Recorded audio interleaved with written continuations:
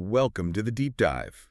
You know that feeling, right? Yeah. You spend, serious time crafting this super detailed prompt instructions for your AI assistant. Oh, yeah. You upload maybe 10 crucial documents. You're trying to give it all the context, everything it needs to actually succeed. Right. And then you hit send, and what happens? The AI either just makes up a key number, a metric, or completely forgets the main thing you told it, like 2 messages ago. It's frustrating. Mm-hmm. And that inconsistency, that's really the silent killer, isn't it, for enterprise AI adoption? We see companies subscribe, they try to scale it out, Yeah. and then they just abandon the tool. Yeah. Because it's just too unreliable for any kind of repeatable work. So we kind of have to ask ourselves, what if we could flip that? Yeah. What if you could stop being the stressed out micromanager of this forgetful AI intern and actually start managing a team of specialized, reliable digital experts? Okay.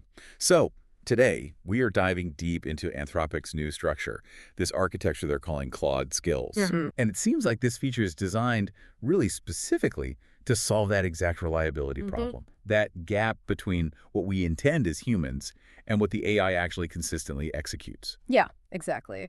Our mission today is really to unpack how these skills might eliminate those fundamental flaws, the things that cause companies to just ditch their AI subscriptions. Right. We're going to look at the sort of structural diagnosis, what they're calling context rot. It's a really interesting idea. And then we'll walk through the practical results. We're talking, error-free, verifiable data analysis, automated strategic planning, where the AI doesn't just guess. Right. It actually executes things with like 100% accuracy. Yeah. It feels like a totally new way to think about building a digital workforce. It really does. Okay, let's unpack this properly. Let's start right at the source of that shared frustration.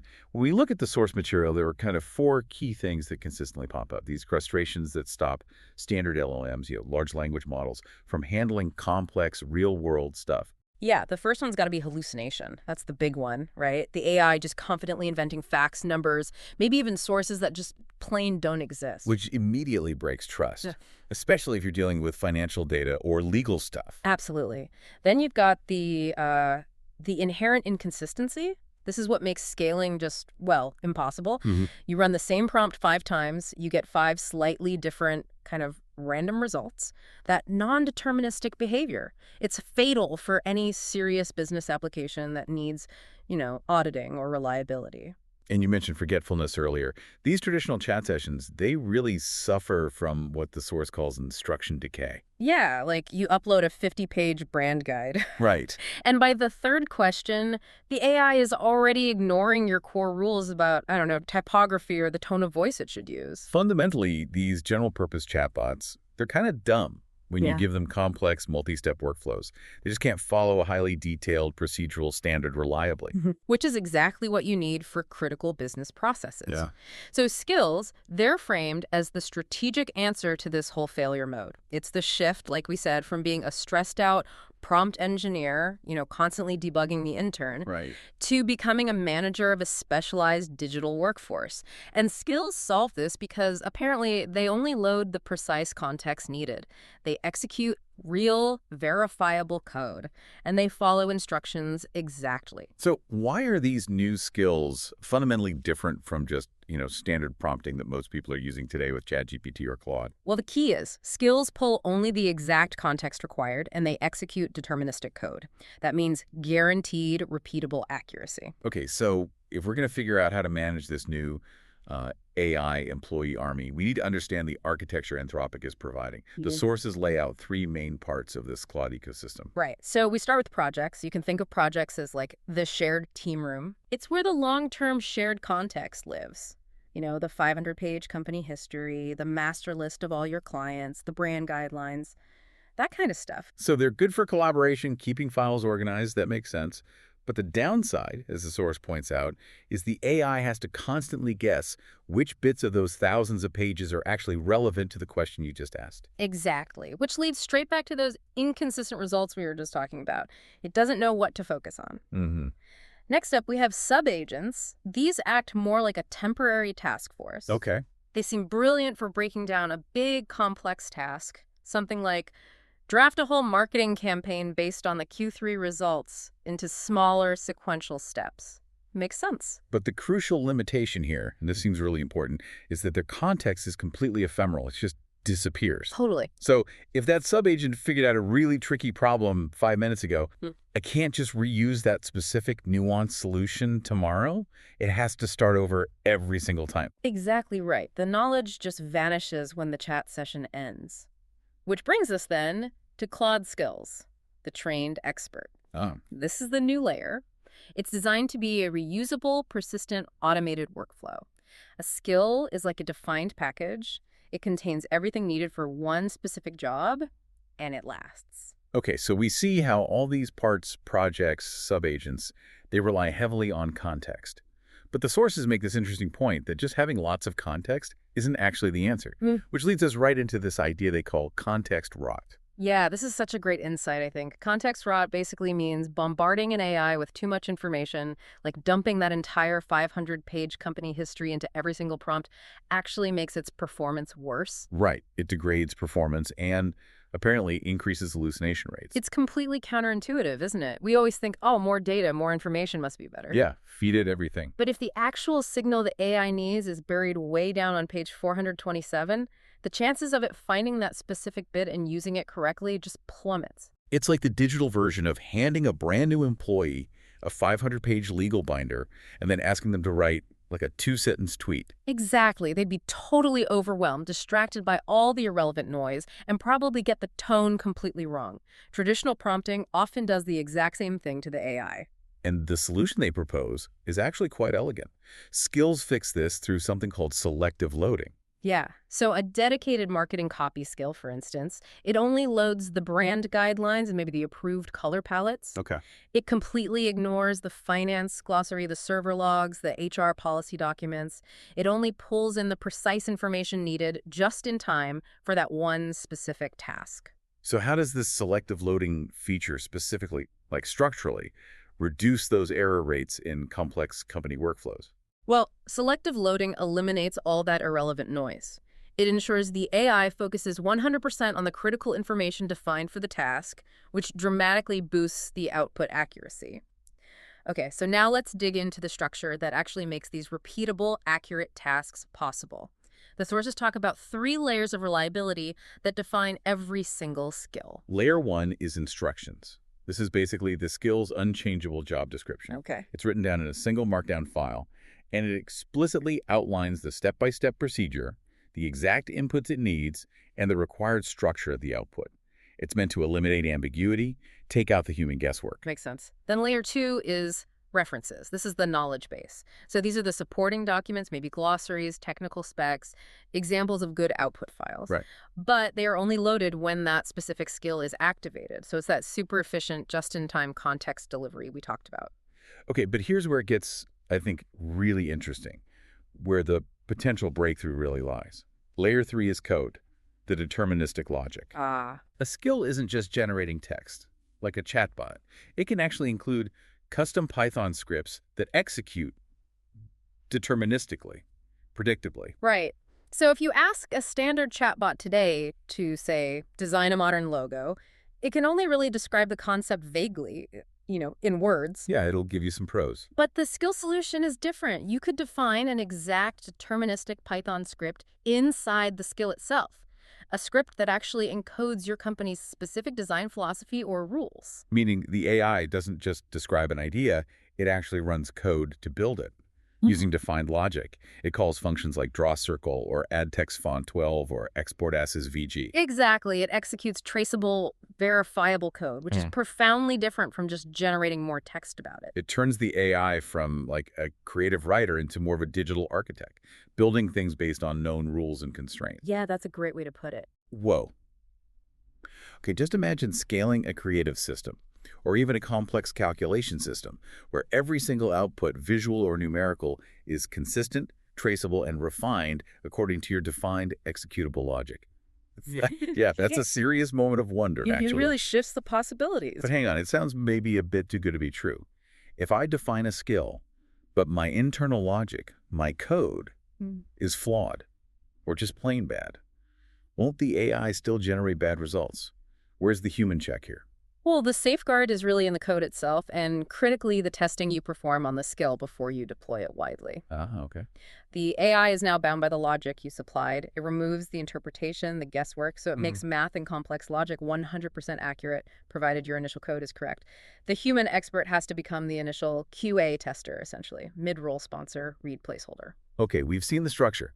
Now let's see how this reliability actually translates into functional tools, in the real world.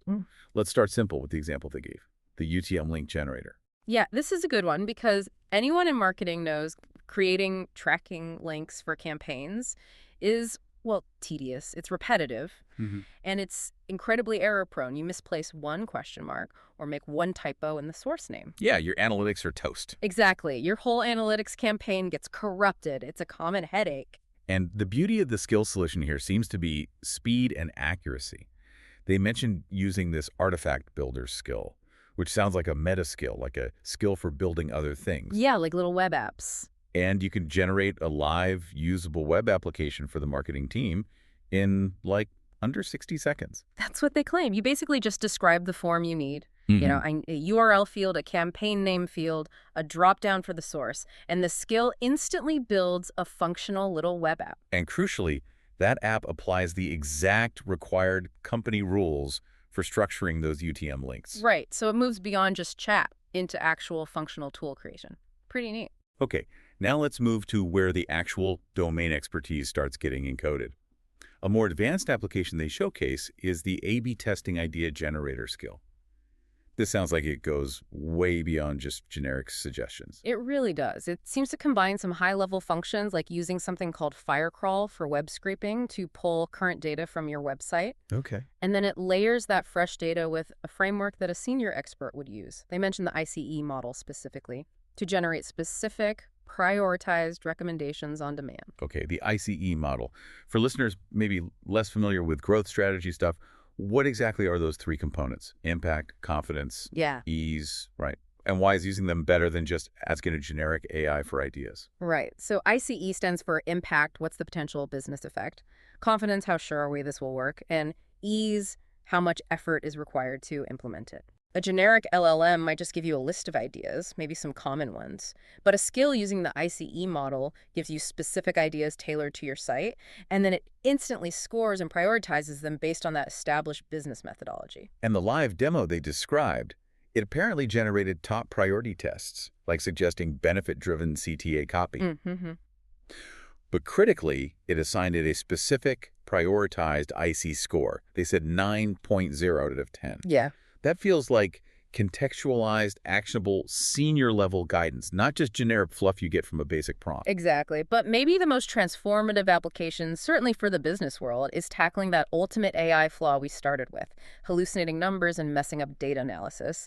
Yes. This affects basically every finance team, every operations team out there. This is so crucial. A standard chatbot just guesses metric definitions half the time, doesn't it? Yeah. Like, does ROAS include shipping costs? Does CPA factor in the agency fees? The chatbot infers. It tries its best.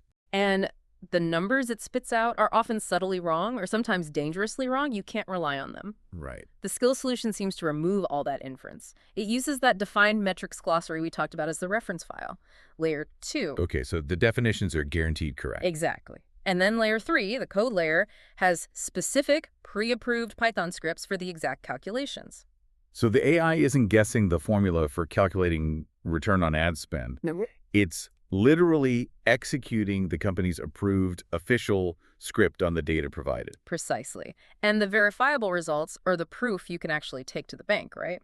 The demonstration report they cited was apparently 100% accurate. Wow. It gave a ROAS of 1.42, a CPA of $178.07, and even a specific channel breakdown showing Google ads at 1.71x ROAS versus Facebook ads way down at 0.96x ROAS. And you can trust those numbers for making real capital allocation decisions. That's the promise, Right. that you can actually trust the output for critical decisions. That structural reliability, if it holds up, it really opens up massive scaling potential for companies.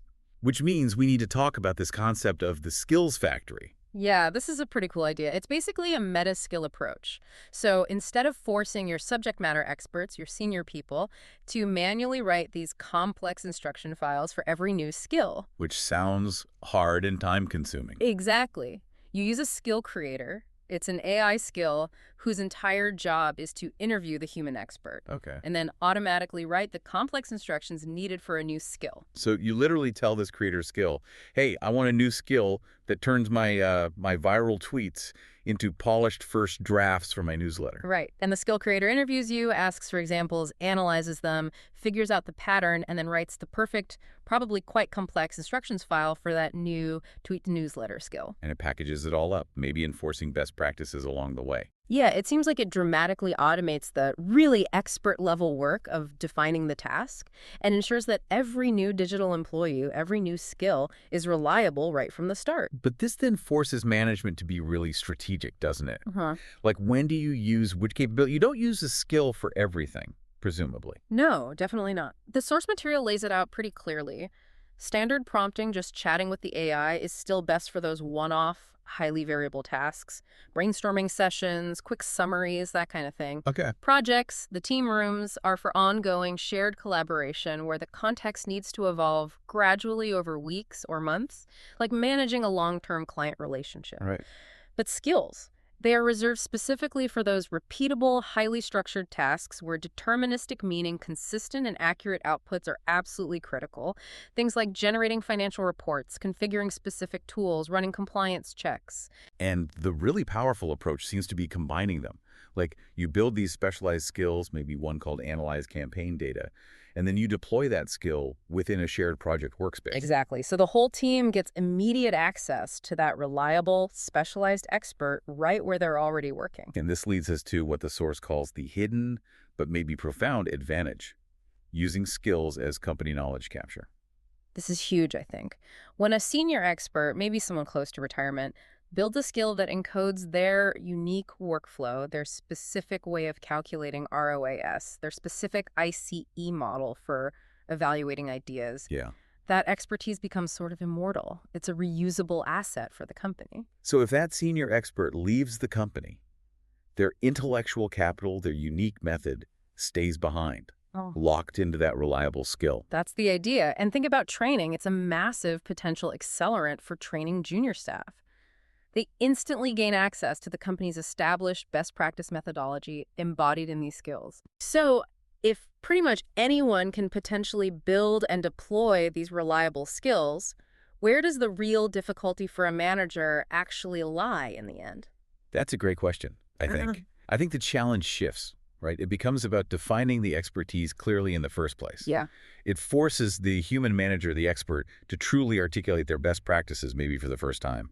And honestly, I still wrestle with prompt drift myself sometimes. Getting those instructions perfect, even for myself, it's hard work. It requires real clarity of thought. That makes sense. The bottleneck becomes codifying the human expertise clearly. Yeah, exactly. So here's the big idea, I think, that we're left with from this deep dive. Right. The structural shift feels like it's now complete. We're moving beyond building these generalized chatbots that need constant babysitting and fact-checking. Right. We're starting to build potentially immortal, scalable libraries of proven team expertise, actual digital employees specialized for specific tasks. Which means you gain this ability to scale your operations, maybe dramatically, without necessarily scaling your headcount at the same rate. You preserve those absolute best processes, and you maintain potentially perfect consistency across all your critical outputs. That's the potential payoff. So the final, maybe provocative thought is this. Skills seem to completely transform the role of the human expert within an organization. How so? You move from being primarily a task executor to being a trainer, a codifier of internal methodology. Your job becomes teaching the AI your expertise in a structured way. So the reliable AI agent army isn't some future thing, it's kind of here, or at least the framework is here. The final challenge is really applying your own deep domain expertise to train it effectively. Absolutely. Well, thank you for diving deep with us into the source material on Claude Skills today. Yeah, fascinating stuff. We'd encourage you, the listener, to maybe consider what's one single repeatable task in your job, something structured that could potentially be codified into one of these reliable, specialized AI employees. Something to think about. Until next time.